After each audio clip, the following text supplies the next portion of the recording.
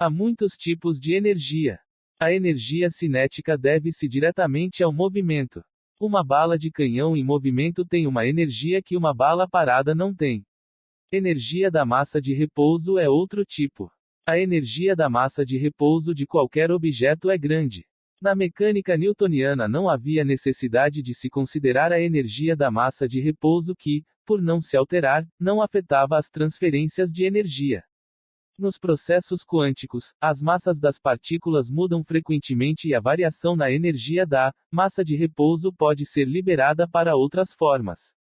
Uma conversão de menos de 1% da massa de repouso para uma pequena parte do material ocorre nas armas nucleares, por exemplo. Não é uma variação de energia muito grande em comparação com outros processos investigados na física de partículas, mas é devastadora quando liberada por um número significante de partículas dentro do nosso mundo cotidiano. É por isso, então, disse Alice, lembrando-se de um encontro anterior, que o elétron com quem estive mais cedo não podia parar para que eu pudesse vê-lo sem ficar todo difuso. Sem dúvida. As relações de incerteza afetam a todas as partículas desse modo. Elas sempre parecem algo indefinidas e é impossível localizá-las com precisão. Já sei o que vou fazer. Chamarei o contador de incertezas para lhe explicar isso, exclamou a gerente. O trabalho dele é fazer o balanço das contas. Por isso, ele tem de se preocupar o tempo todo com as flutuações quânticas. Ela estendeu um dedo elegante para apertar mais um botão entre os muitos que guarneciam sua mesa. Houve uma breve pausa e, então, uma das portas espalhadas ao longo da parede da sala se abriu e uma figura entrou. Parecia muito um desenho do milionário pão duro de uma edição ilustrada de Um Conto de Natal, a não ser por sua expressão entretida e um incontrolável tique nervoso. Carregava um enorme livro-caixa que parecia inchar, agitando-se como se seu conteúdo estivesse em constante movimento. Acho que consegui, ele gritou, triunfante, tremendo tanto que quase deixou o livro cair. Fechei o balanço das contas. Exceto as flutuações quânticas residuais, é claro, acrescentou, menos entusiasmado. Muito bom, respondeu a gerente, distraída. Agora eu gostaria que você levasse esta menina aqui, a Alice, e lhe explicasse as incertezas e as flutuações quânticas na energia de um sistema, essas coisas. Com um aceno de adeus para Alice, a gerente voltou à sua mesa e começou a fazer algo especialmente complicado com todos os botões que havia ali. O contador levou Alice logo para fora, antes que mais alguma coisa acontecesse. Torna-se conveniente falar das relações de incerteza de Heisenberg ao se descrever a estranha mescla de energia e tempo, de posição e momentum, que ocorre nos sistemas quânticos. Zero problema de tal descrição é que ela promove a crença de que a natureza é, no fundo, incerta, que nada pode ser confiavelmente previsto e que, de fato, vale qualquer coisa. Isto não é verdade. Eles chegaram a um escritório muito menor e muito mais entulhado, com uma escrivaninha alta e antiga, coberta de livros caixa e pedaços de papel empilhados sobre o chão. Alice olhou um dos livros caixa que estava aberto. A página estava cheia de colunas de números, assim como outros livros caixa que ela já tinha visto, a não ser pelo fato de que nestes livros os números ficavam mudando, em pequenas quantidades mas sem parar, quando ela olhava para eles. Certo, disse a figura meio vitoriana na frente de Alice. Quer saber sobre a incerteza, não é isso, mocinha? Por favor, se não der muito trabalho, Alice respondeu educadamente. Bem, ele começou, sentando-se à mesa e cruzando os dedos como os juízes fazem para aumentar a dignidade de sua aparência. O que não foi uma boa ideia, pois nesta hora ele passou a tremer tão violentamente, que os dedos ficaram presos uns nos outros e ele teve de parar para desembaraçá-los. Bem, repetiu, metendo as mãos nos bolsos com força, por segurança. Você não deve esquecer nunca que a energia se conserva, o que quer dizer que sempre há a mesma quantidade de energia. Ela pode ser convertida de uma forma a outra, mas a quantidade total é sempre a mesma. Pelo menos quando se pensa a longo prazo, ele acrescentou melancolicamente e suspirou, olhando para longe com pesar. Não é verdade, a curto prazo, então? Perguntou Alice, sentindo que devia dizer algo para continuar com a conversa. Não, não totalmente. Na verdade, não mesmo, se o prazo for bem curto. Você viu a relação de Heisenberg no cartaz do lado de fora do banco, não viu? Ah, sim, me disseram que ela ditava os termos dos empréstimos de energia. De certa forma, é o que ela faz. Mas de onde você acha que vem a energia para os empréstimos? Do banco, é claro. Oh, meu Deus, não, disse o contador, levemente horrorizado. Com toda certeza, não. Seria muito bom se o banco começasse a emprestar energia de seu estoque próprio. Não, continuou, num tom de conspiração, olhando em volta com atenção, não é todo mundo que sabe, mas a energia não vem do banco. Na verdade, ela não vem de nenhum lugar. Ela é uma flutuação quântica. A quantidade de energia que um determinado sistema possui não é absolutamente definida, mas oscila para mais e para menos, e quanto menor o período de tempo em que nós a examinamos, maior será sua variação. Neste sentido, energia não é como o dinheiro. O dinheiro conserva-se bem a curto prazo. Se quiser dinheiro para alguma coisa, tem de consegui-lo em algum lugar, não é mesmo? Pode sacar de uma conta bancária ou pedir emprestado a alguém, ou até roubar. Eu não faria isso, gritou Alice indignada, mas o contador continuou, imperturbável.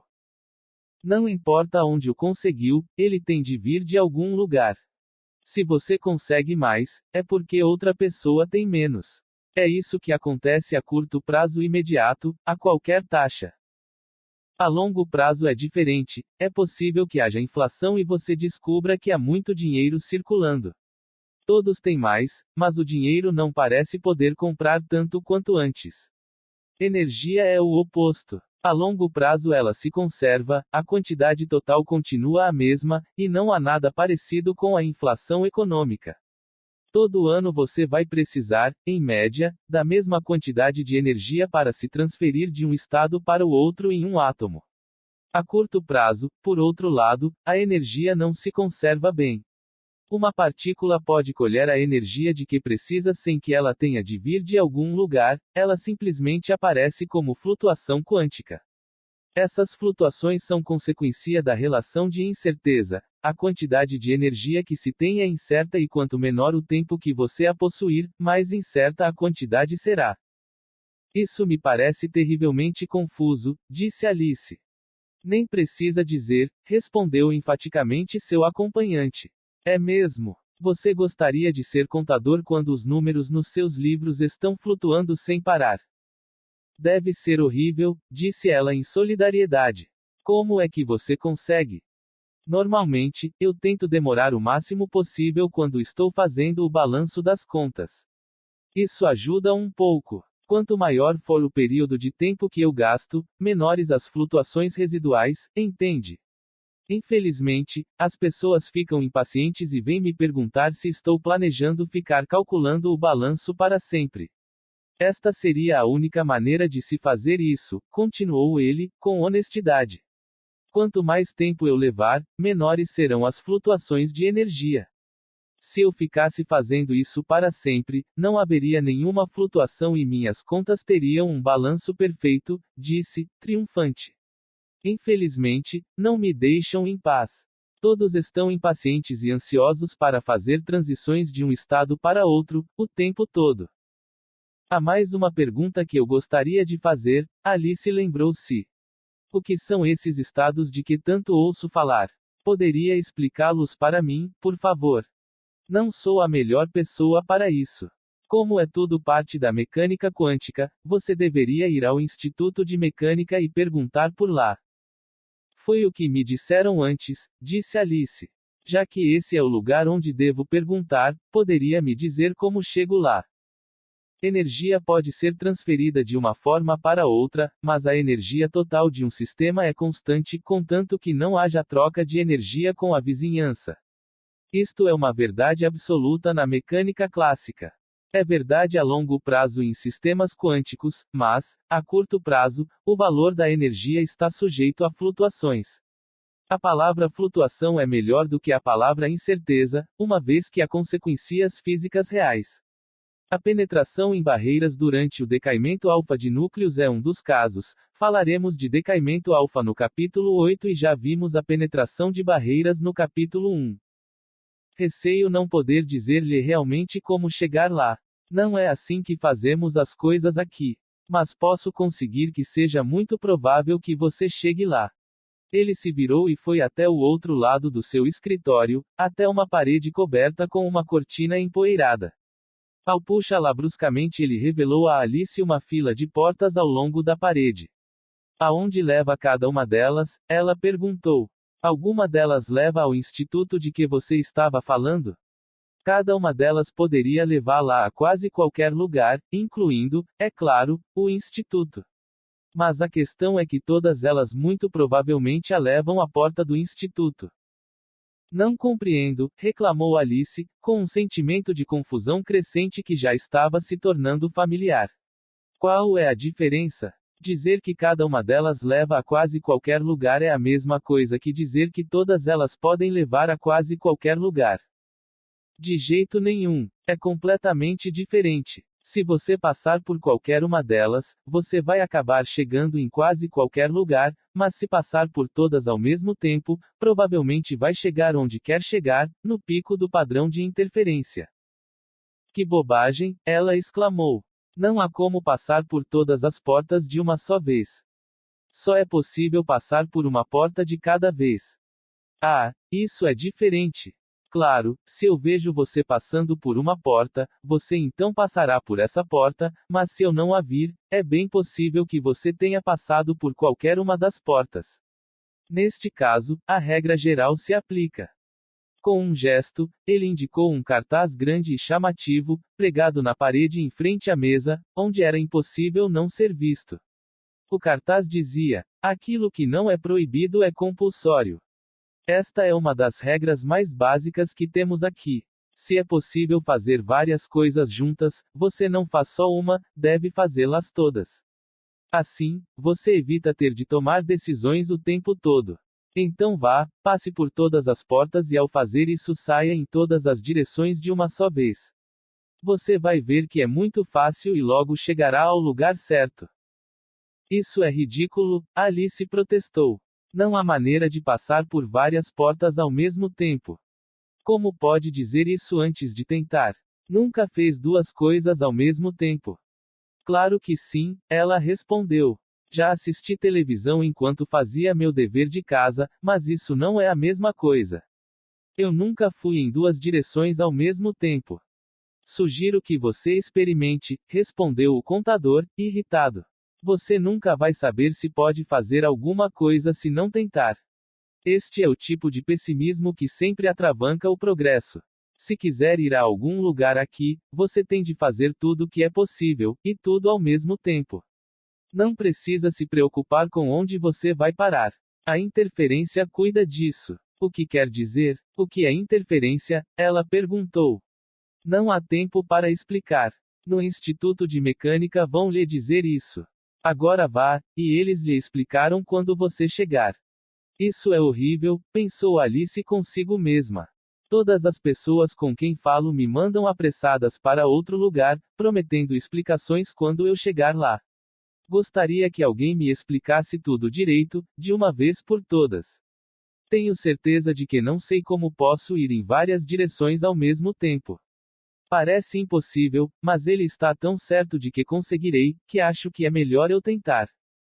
Alice abriu uma porta e entrou. Os muitos caminhos de Alice.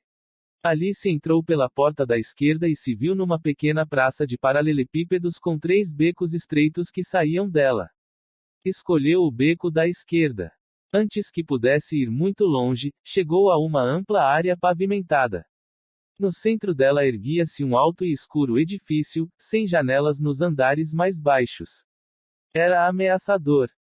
Alice entrou pela porta da esquerda e se viu numa pequena praça de paralelepípedos com 3 becos estreitos que saíam dela. Escolheu o beco da direita. Antes que pudesse ir muito longe, chegou a um parque com caminhos de pedra cobertos por ervas, que seguiam por entre árvores que pendiam melancólicas. Altas grades de ferro cercavam o parque e uma névoa úmida escurecia o panorama do lado de dentro. Alice entrou pela porta da esquerda e se viu numa pequena praça de paralelepípedos com 3 becos estreitos que saíam dela. Escolheu o beco do meio. Antes que pudesse ir muito longe, chegou a outra pracinha, em frente a um prédio de aparência muito pobre.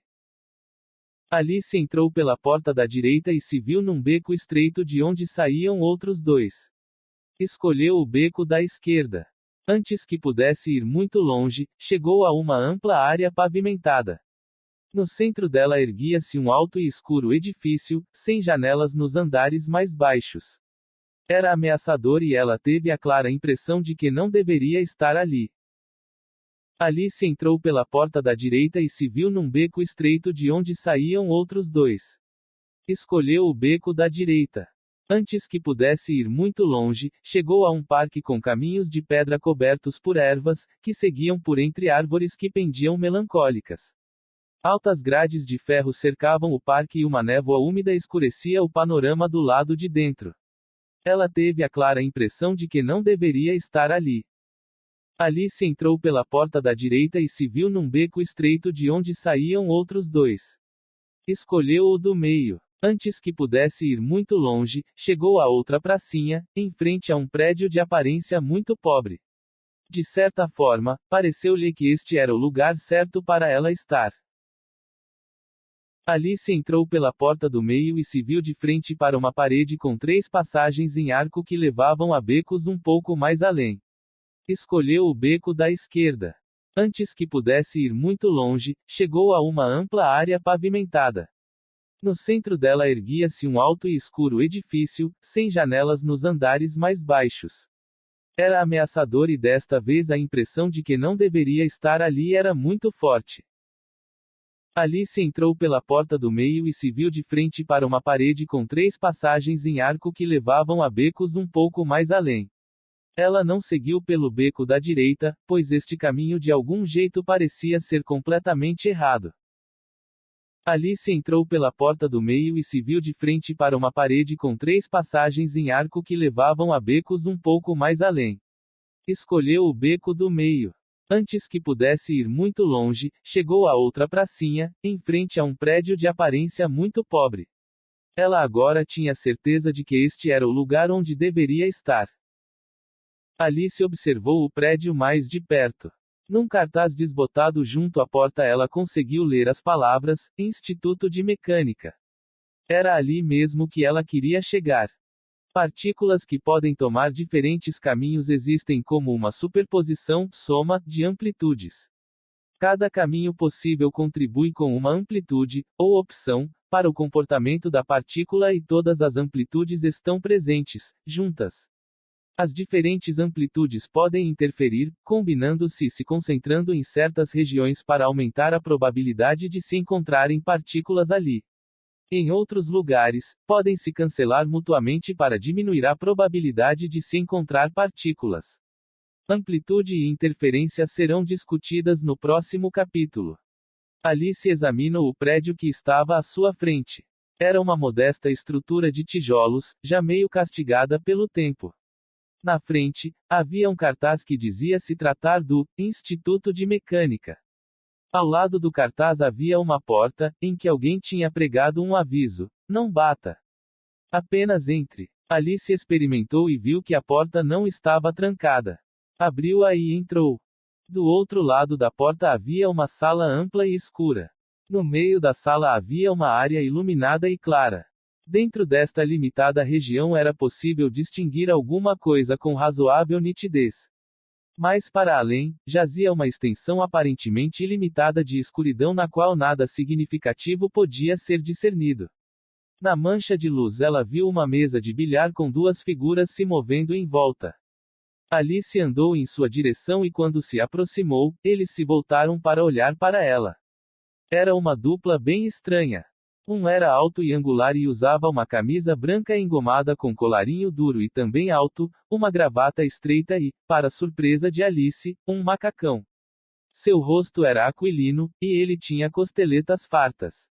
Ele olhou para ela com tanta intensidade que Alice sentiu que ele podia perceber até mesmo o menor detalhe naquilo que observava. Seu companheiro era menor e mais jovem. Seu rosto redondo era decorado com uns óculos grandes, de armação de metal, era difícil perceber para onde ele estava, olhando, ou mesmo onde exatamente estavam seus olhos. Ele vestia um avental branco de laboratório sob o qual aparecia uma camiseta com o desenho de algo vagamente atômico na frente. Não era fácil dizer com certeza o que era, pois as cores estavam desbotadas. Com licença, este é o Instituto de Mecânica. Alice perguntou, mas para puxar conversa. Pelo cartaz, ela já sabia que era. Sim, minha cara, disse o mais alto e impressionante dos dois. Eu sou um mecânico clássico do mundo clássico, e estou visitando meu colega, aqui, que é um mecânico quântico. Qualquer que seja seu problema, tenho certeza de que um de nós poderá ajudá-la. É só esperar até que terminemos nossas jogadas. Ambos se viraram para a mesa de bilhar. O mecânico clássico mirou com cuidado, considerando as ínfimas panes de todos os ângulos envolvidos. Finalmente, deu a tacada bem à vontade. A bola bateu e voltou numa impressionante série de ricochetes e acabou por entrar em colisão com a bola vermelha, que foi parar com precisão dentro de uma das caçapas. Aí está, exclamou com satisfação ao tirar a bola de dentro do buraco. É assim que se faz, está vendo? Observação cuidadosa e exata, seguida de ação precisa. Procedendo assim, você obtém o resultado que escolher. Seu companheiro não respondeu, tomou seu lugar na mesa e fez um movimento vago com seu taco. Após suas experiências anteriores, Alice não ficou surpresa ao ver a bola disparar em todas as direções ao mesmo tempo, e não havia lugar na mesa onde ela pudesse dizer com certeza que a bola não havia estado, embora não pudesse dizer igualmente onde a bola havia estado. Após um intervalo, o jogador olhou dentro de uma das caçapas, enfiou a mão e tirou a bola vermelha. Se não se importa que eu faça uma observação, disse Alice, parece que você joga de forma muito diferente. É isso mesmo, respondeu o mecânico clássico. Odeio quando ele dá tacadas desse jeito. Gosto que tudo seja feito com muito cuidado e precisão e que todos os detalhes sejam planejados antecipadamente. Contudo, acrescentou, imagino que você não tenha vindo aqui para nos ver jogar bilhar, por isso, pode nos dizer o que é que quer saber. Alice contou novamente todas as suas experiências desde que tinha chegado ao país do Quantum e explicou como tinha achado tudo muito confuso e como tudo parecia estranho e indefinido. Eu nem sei como encontrei este prédio, concluiu. Me disseram que a interferência provavelmente me levaria para o lugar certo, mas não consegui entender o que aconteceu.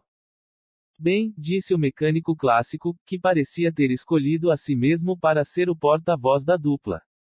Eu não posso dizer que entendi tudo também. Como eu já disse, gosto das coisas claras, com a causa sendo seguida pelo efeito, com tudo muito claro e previsível. Para dizer a verdade, muitas coisas que acontecem aqui não fazem o menor sentido para mim, ele murmurou, num tom de confidência. Eu saí do mundo clássico só para dar uma voltinha. Lá é um lugar esplêndido, onde tudo acontece com precisão mecânica. A causa é seguida do efeito de uma maneira maravilhosamente previsível, o que faz com que tudo faça sentido e que você saiba o que vai acontecer.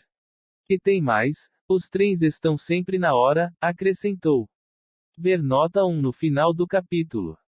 Parece impressionante, disse Alice com educação. Para ser assim tão organizado, tudo deve ser controlado por computadores. Não, respondeu o mecânico clássico. Não usamos computador algum. Na verdade, coisas eletrônicas não funcionam no mundo clássico. Somos melhorers com máquinas a vapor. Eu não me sinto muito à vontade, aqui no país do Quantum.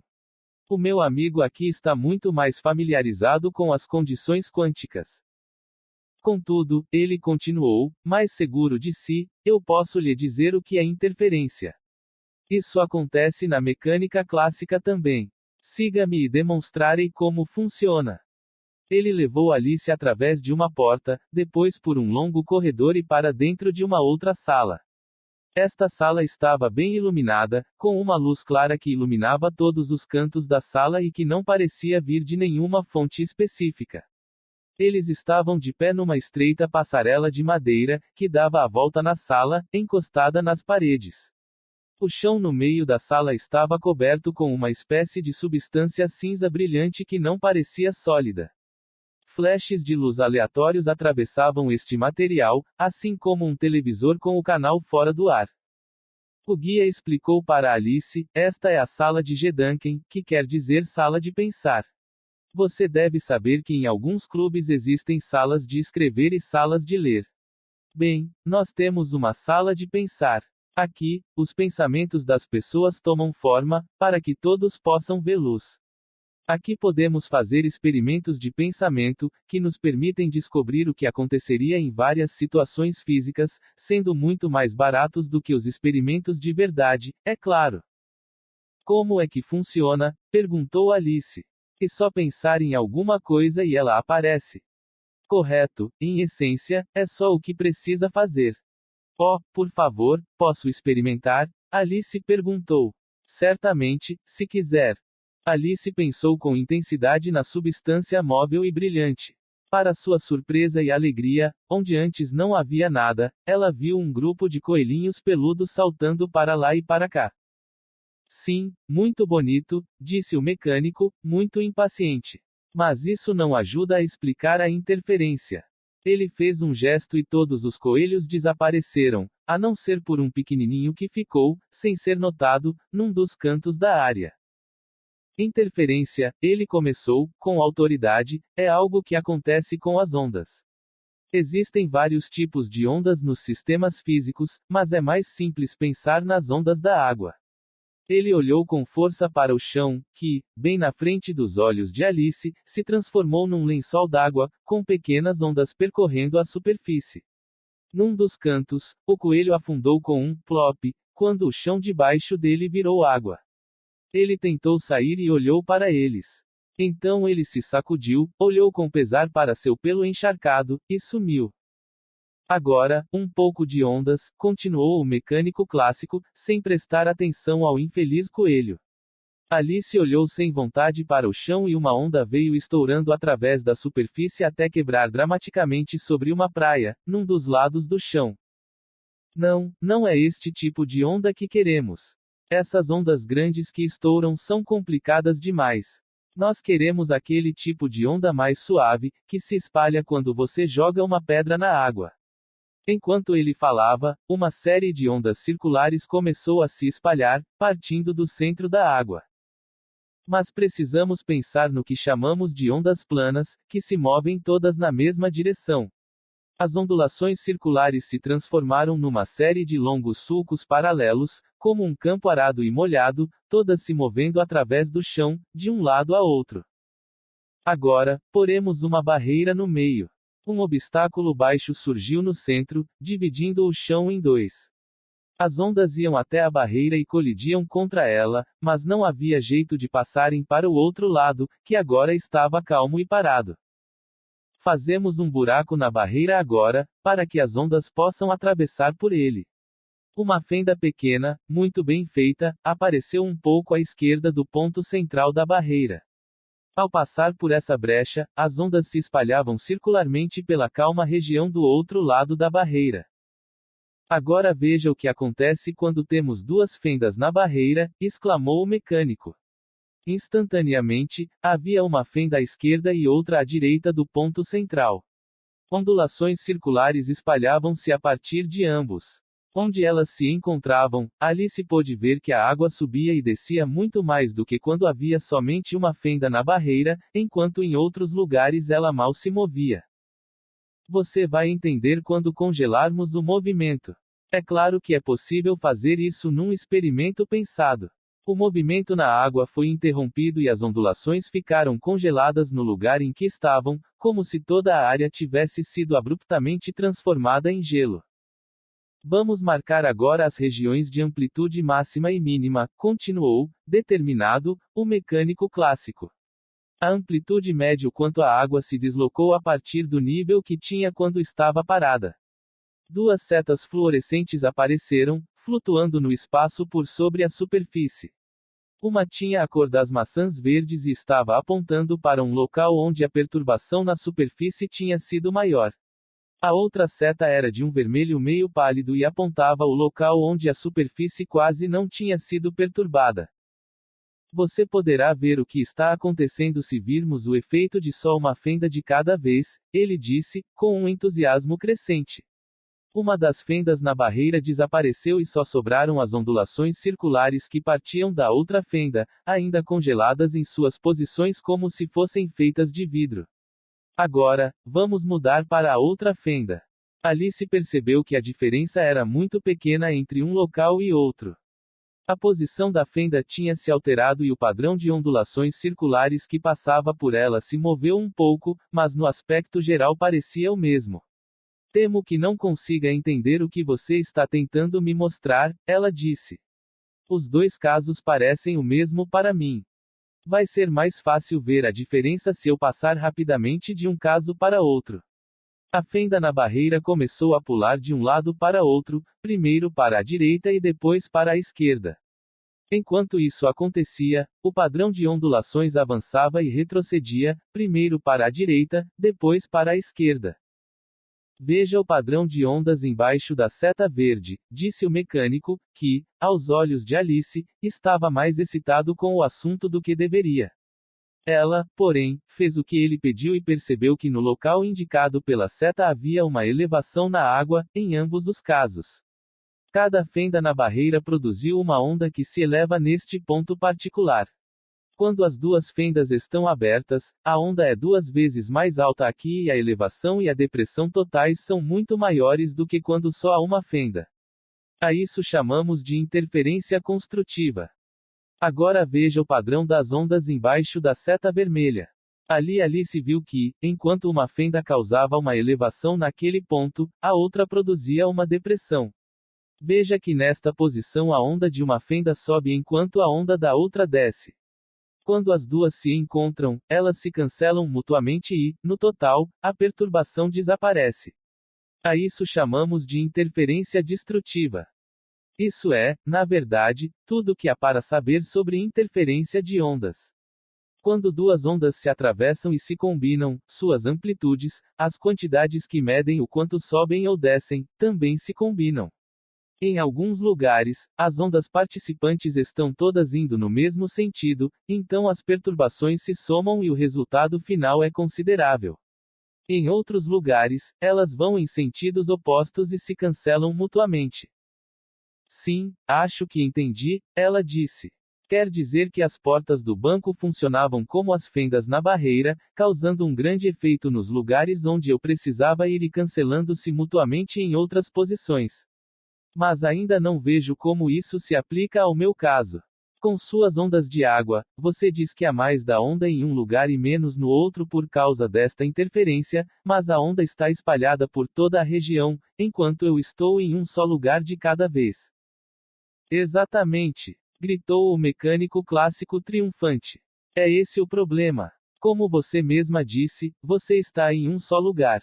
Você é mais como uma partícula do que como uma onda, e as partículas se comportam de maneira bem diferente no sensato mundo clássico.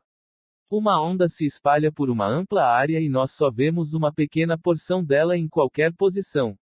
Por causa da interferência, você pode ter mais ou menos dela em posições diferentes, mas, ainda assim, você estará olhando para apenas uma pequena parte da onda. Uma partícula, por outro lado, está localizada em algum ponto.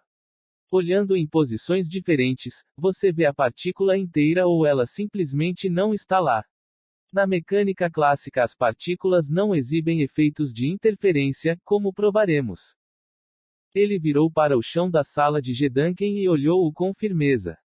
De um espelho d'água, a superfície se transformou em uma área blindada com barreiras reforçadas ao longo do perímetro, altas o bastante para eles se protegerem atrás delas. De um lado a outro, no meio do chão, onde antes havia a barreira de ondas, erguia-se uma parede blindada com uma estreita abertura um pouco à esquerda do centro. Podemos ver agora o mesmo arranjo, só que fiz umas alterações para que possamos observar partículas rápidas. Elas são mais ou menos como as balas de uma arma, e é por isso mesmo que vamos usar uma. A interferência é, classicamente, uma propriedade das ondas. Ela ocorre quando amplitudes, ou perturbações, de diferentes fontes se encontram e se combinam somando em alguns lugares e subtraindo ou cancelando em outros.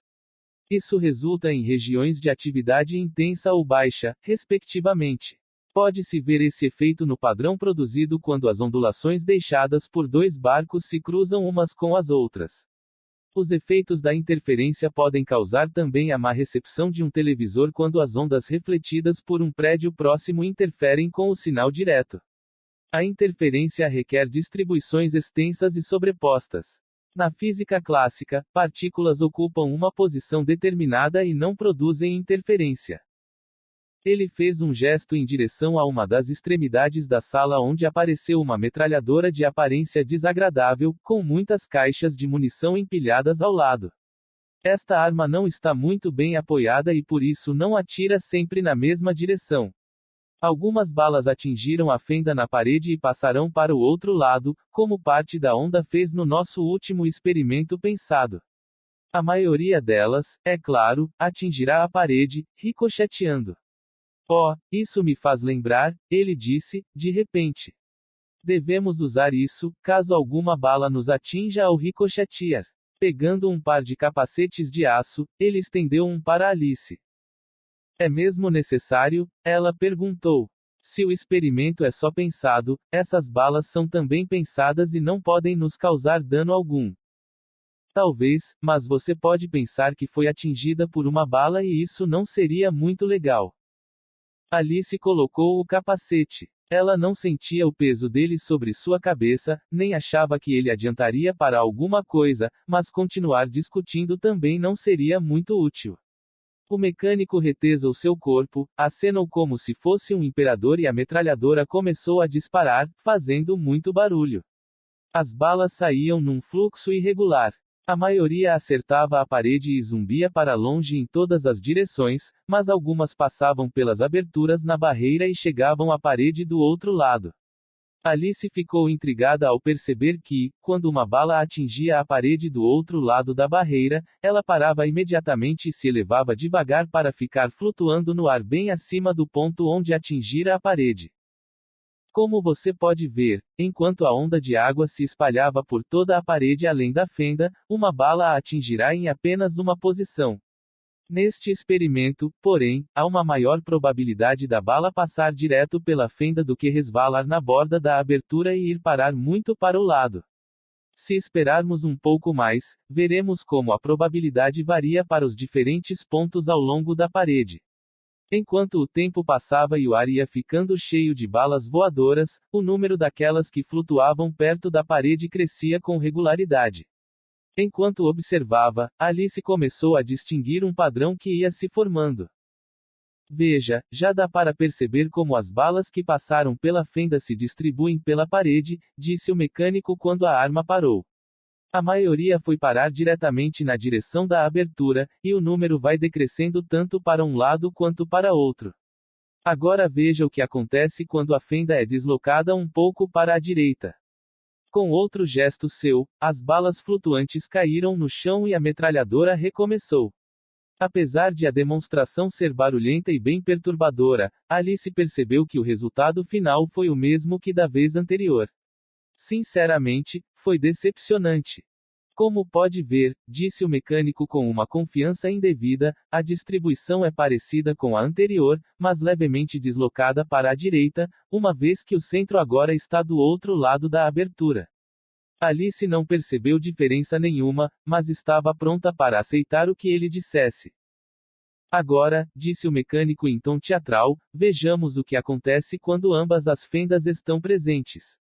Até onde Alice pôde perceber, não fazia a menor diferença. Exceto que, com as duas fendas, mais balas passariam e atingiriam a parede. Desta vez, ela decidiu fazer um comentário. Receio que, para mim, todas as vezes tenham sido iguais, ela disse, desculpando-se. Exatamente, respondeu satisfeito o mecânico. Só que, como você deve ter observado, o centro da distribuição agora fica no meio, entre as fendas.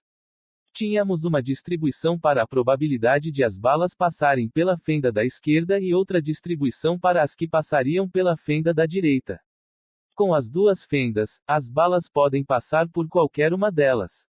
A distribuição total, então, será a soma das probabilidades obtidas para cada uma das fendas, já que as balas devem passar por uma ou por outra. Elas não podem passar por ambas ao mesmo tempo, ele acrescentou, dirigindo-se ao mecânico quântico que acabava de entrar na sala. É o que você diz, respondeu o colega, mas como pode ter tanta certeza? Veja só o que acontece quando repetimos nosso experimento de Gedanken com elétrons. Desta vez, quem fez um gesto em direção ao chão da sala foi o mecânico quântico. Seus gestos não eram tão decididos quanto os de seu colega, mas pareceu funcionar do mesmo jeito. A metralhadora e as paredes blindadas desapareceram. O chão voltou a ser do material brilhante que Alice tinha visto a princípio, mas a parede a que ela já tinha se acostumado ainda estava lá, atravessando o chão de lado a lado, com as duas fendas no meio. Do outro lado da sala estava uma grande tela com um brilho esverdeado. Esta é uma tela fluorescente, murmurou o mecânico para Alice. Ela emite um flash de luz toda vez que um elétron a atinge, assim, podemos usá-la para detectar onde eles estão. Do outro lado, onde antes estava a metralhadora, havia outra arma. Esta era pequenininha, parecida com uma versão reduzida daqueles canhões de onde são disparados os homens-bala nos espetáculos de circo. O que é isso? Alice perguntou. E um canhão de elétrons, é claro. Olhando com mais cuidado, Alice viu uma escadinha que levava à boca do canhão, com uma fila de elétrons esperando a sua vez de serem disparados. Eles estavam bem menores desde a última vez em que os vira. Mas é claro, ela disse para si mesma, estes são apenas elétrons pensados. Ao olhar para eles, ela se surpreendeu ao vê-los acenado para ela. Como será que eles me conhecem? Ela se perguntou. Devem ser todos o mesmo elétron que eu conheci antes. Iniciar disparos, comandou o mecânico quântico, e os elétrons subiram os degraus de pressa, entraram no canhão e eram disparados, num fluxo regular. Alice não conseguia vê-los atravessar a sala, mas via um clarão de luz no lugar onde cada um deles atingia a tela. Os clarões, ao se apagarem, deixavam uma estrelinha brilhante que ficava marcando o lugar onde os elétrons tinham aterrissado. Assim como a metralhadora de antes, o canhão de elétrons continuou a disparar a corrente de elétrons e um monte de estrelinhas começou a se agrupar, começando a indicar uma distribuição reconhecível. A princípio, Alice não tinha certeza do que estava vendo, mas quando o número de estrelinhas começou a aumentar, ficou claro que sua distribuição era bem diferente daquela obtida com as pilhas de balas da experiência anterior. Em vez de uma queda lenta e progressiva a partir de um número máximo no centro, em direção às laterais, as estrelas estavam distribuídas em bandas, com espaços negros entre elas, onde havia poucas ou nenhuma estrela. Alice percebeu que, de certa forma, esse caso era parecido com o das ondas de água, onde há regiões de alta atividade com áreas calmas intercaladas. Agora, havia regiões onde muitos elétrons tinham sido detectados, com muito poucos deles nas áreas intermediárias. Por causa disso, Alice não ficou surpresa quando o mecânico quântico disse: "O que você está vendo aí é o claro efeito da interferência." Com as ondas de água, tínhamos regiões de maior e menor movimento na superfície. Aqui, cada elétron será detectado em apenas uma posição, mas a probabilidade de detectar um elétron varia de uma posição para outra. A distribuição de diferentes intensidades de onda que você viu antes foi substituída por uma distribuição de probabilidades. Com um ou dois elétrons tal distribuição não é óbvia, mas usando um monte de elétrons, você vai encontrar mais deles nas regiões de alta probabilidade. Com apenas uma abertura, veríamos que a distribuição decresceria aos poucos em direção aos lados, assim como as balas e as ondas de água se comportaram quando havia só uma fenda. Neste caso vemos que, quando há duas fendas, as amplitudes das duas interferem uma na outra, produzindo picos e depressões óbvias na distribuição de probabilidade. O comportamento dos elétrons é muito diferente do das balas do meu amigo. Não estou entendendo, disse Alice, e essa pareceu a única coisa que dizia na vida. Quer dizer que há tantos elétrons que, de algum jeito, os elétrons que passam por um buraco estão interferindo com aqueles que atravessam o outro buraco. Não, não é isso que eu quero dizer. Não mesmo. Você verá agora o que acontece quando disparamos somente um elétron. Ele bateu palmas e disse: ok, vamos fazer de novo, mas devagar, desta vez. Os elétrons entraram em ação ou, para ser mais preciso, um deles entrou no canhão e foi disparado. Os outros continuaram sentados onde estavam. Pouco depois, outro elétron subiu até a boca do canhão e foi disparado também. Continuaram assim por algum tempo, até que Alice começou a perceber o mesmo padrão de agrupamentos e intervalos vazios aparecendo. Esses agrupamentos e intervalos não eram tão claros como antes porque a baixa intensidade com que os elétrons iam chegando fazia com que não houvesse muitos deles nos agrupamentos, mas ainda assim o padrão era bem claro. Aí está. Está vendo que o efeito da interferência funciona mesmo quando há apenas um elétron presente de cada vez. Um elétron sozinho pode exibir interferência. Ele pode atravessar ambas as aberturas e interferir consigo mesmo, por assim dizer. A evidência experimental mais forte do comportamento quântico é fornecida pelo fenômeno da interferência. Quando um resultado pode ser obtido por uma série de maneiras, há uma amplitude para cada maneira possível. Depois, se estas amplitudes são juntadas umas com as outras, podem se somar ou subtrair e a distribuição total de probabilidades mostrará máximos e mínimos distintos, bandas intensas e bandas vazias que se alternam. Na prática, esse efeito tem sido sempre observado onde se espera encontrá-lo.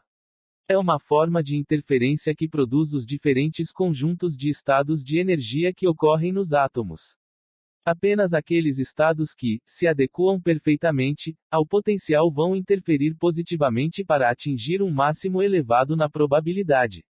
Quaisquer outros estados se cancelariam mutuamente, e, portanto, não existem. Mas isso é besteira, exclamou Alice.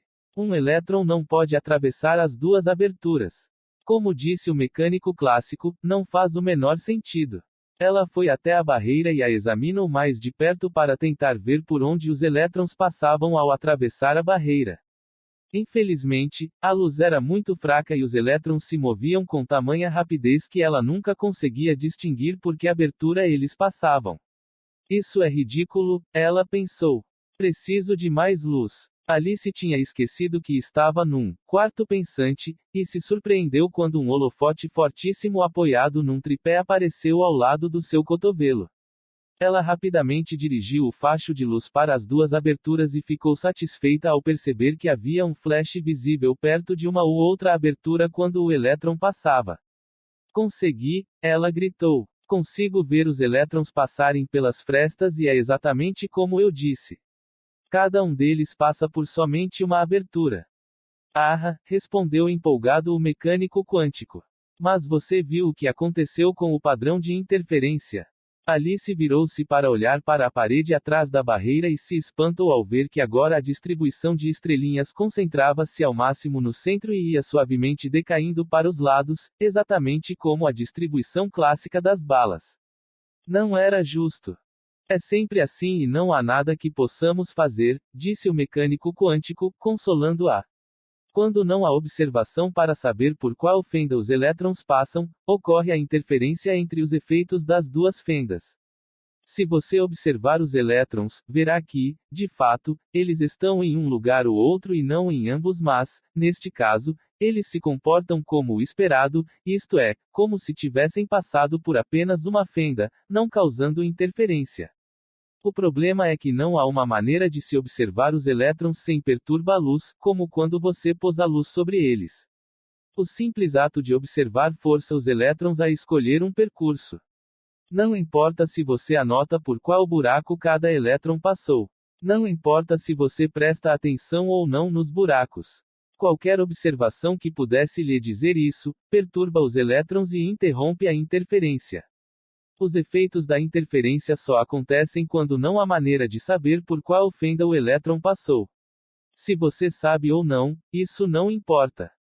É assim, quando há interferência, parece que cada elétron está atravessando ambas as fendas. Se tentar averiguar, verá que cada um dos elétrons só passa por uma fenda, mas então o efeito de interferência desaparece. Não há como escapar disso. Alice dedicou um pouco de reflexão ao assunto. Isso é totalmente ridículo, concluiu. Certamente, respondeu o mecânico quântico com um sorriso satisfeito. Totalmente ridículo, eu concordo, mas é assim que a natureza funciona e nós temos de acompanhá-la. E quer dizer complementaridade? Alice perguntou. Claro. Complementaridade quer dizer que há certas coisas que não se pode saber. Não ao mesmo tempo, pelo menos. Não é isso que complementaridade quer dizer, ela protestou. Quando eu digo, é isso que quer dizer, respondeu o mecânico. As palavras significam aquilo que eu quiser. É tudo uma questão de quem é o mestre. Complementaridade é o que eu digo. Você já disse isso, disse Alice, sem se deixar convencer totalmente pela última afirmação do mecânico. Não, não disse, respondeu o mecânico. Desta vez quero dizer que há perguntas que não se pode fazer a uma partícula, tais como onde ela está e a que velocidade se move. Na verdade, não significa muita coisa falar de um elétron ocupando uma determinada posição. Isso é muita coisa para dizer com uma só palavra, Alice disse com ironia. Com certeza, respondeu o mecânico, mas quando faço uma palavra trabalhar horas extras como agora, eu sempre pago mais. Acho que não posso explicar o que está acontecendo de verdade com os elétrons. É normalmente exigido de uma explicação que ela faça sentido com termos e palavras que você já conhece e a física quântica não faz isso. Parece que não faz sentido, mas funciona. Dá até para dizer com segurança que ninguém entende a física quântica. Não consigo explicar para você, mas posso descrever o que está acontecendo. Venha para o quarto dos fundos e eu verei o que posso fazer. Ver nota 2 no final do capítulo. Na mecânica quântica, partículas são como ondas e ondas são como partículas. Elas são a mesma coisa. Tanto os elétrons quanto a luz exibem os efeitos da interferência, mas, quando detectados, são percebidos como quanta individuais e cada um é observado em um lugar determinado. A interferência entre os possíveis percursos que uma partícula pode percorrer resultará em uma distribuição de probabilidades com mínimos e máximos bem pronunciados, onde é mais provável que uma partícula seja detectada em uma posição do que em outra. Eles deixaram a sala de Gedanken, cujo chão tinha voltado ao seu costumeiro aspecto brilhante, e prosseguiram por um corredor até outra sala mobiliada com umas poucas poltronas. Quando os dois já tinham se sentado, o mecânico continuou: quando falamos de uma situação como os elétrons passando pelas aberturas, nós a descrevemos usando uma amplitude. É mais ou menos como as ondas que você viu, e é de fato chamada, com frequência, de função de onda. A amplitude pode passar por duas aberturas ao mesmo tempo e não é sempre positiva, como a probabilidade. A menor probabilidade que se pode ter é zero, mas a amplitude pode ser positiva ou negativa, com os diferentes percursos podendo se anular ou somar-se uns com os outros e resultar em interferência, como ocorre com as ondas de água. Onde estão as partículas então? Perguntou Alice. Por qual abertura elas passam, na verdade? Na verdade, a amplitude não diz isso. Contudo, se elevamos a amplitude ao quadrado, isto é, se a multiplicarmos por ela mesmo para que sempre dê um número positivo, pode-se obter uma distribuição de probabilidades. Se você escolher qualquer posição determinada, é esta distribuição que vai dizer a probabilidade de, ao se observar uma partícula, achá-la naquela posição. E isso é tudo que ela diz, exclamou Alice. Devo dizer que me parece insuficiente. Nunca se sabe onde alguma coisa estará. Sim, isso é verdade. Não se pode dizer onde uma partícula estará, com exceção de que não estará onde a probabilidade é zero, é claro. Se você tiver um grande número de partículas, porém, pode ter certeza de que encontrará mais partículas onde a probabilidade é mais alta e muito menos delas onde a probabilidade é baixa. Se você tiver um número muito grande de partículas, é possível dizer com bastante precisão o lugar onde tantas partículas estarão. Este é o caso daqueles operários de quem você estava falando. Eles sabiam o que iam construir porque estavam usando um número muito grande de tijolos. Para números muito altos, a confiabilidade geral do sistema é muito boa. Ver nota 3 no final do capítulo. E não há maneira de dizer o que uma partícula está fazendo sem observá-la, repetiu Alice, só para ter certeza. Não, de jeito nenhum. Quando aquilo que você observa pode acontecer de várias maneiras diferentes, você tem uma amplitude para cada maneira possível, e a amplitude geral é obtida adicionando-se todas elas. Você terá então uma superposição de estados. De certa forma, a partícula está fazendo tudo o que é possível a ela. Não é só que você não sabe o que a partícula está fazendo. A interferência mostra que as probabilidades estão todas presentes e influenciam umas às outras. De certa forma, são todas igualmente reais. Tudo que não é proibido é compulsório. Eu vi um cartaz que dizia isso no banco. Parecia muito sério. E essa é uma das regras mais importantes por aqui. Onde várias coisas podem acontecer, elas acontecem. Dê uma olhada no gato, por exemplo. Que gato? Perguntou Alice, olhando em volta, confusa. Ora, o gato de Schrödinger aqui. Ele o deixou conosco para que cuidássemos dele. Alice olhou para onde o mecânico apontava e viu um grande gato listrado que dormia numa cesta num dos cantos da sala. Como se despertado por ter ouvido seu nome, o gato se levantou, espreguiçando-se. Ou melhor, levantou-se e não se levantou, espreguiçou-se e não se espreguiçou. Alice viu que, além da figura levemente difusa do gato de costas arqueadas, havia também um gato idêntico, que ainda dormia no fundo da cesta. Ele estava muito rígido, numa posição muito pouco natural. Olhando para ele, Alice poderia jurar que ele estava morto.